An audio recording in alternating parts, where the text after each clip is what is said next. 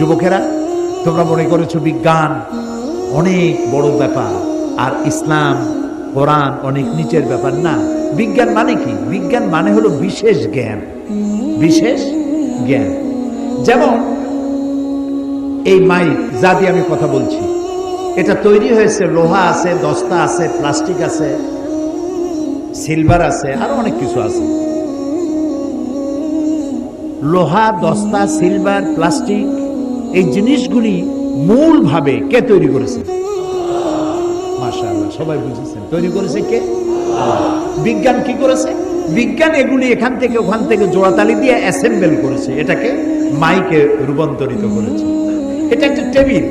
টেবিলটা তৈরি হয়েছে কাঠ দিয়ে, সুপার গ্লু দিয়ে জোড়া দেওয়া হয়েছে অথবা লোহা দিয়ে জোড়া দেওয়া হয়েছে। টেবিলটা বানাইছেন আপনি।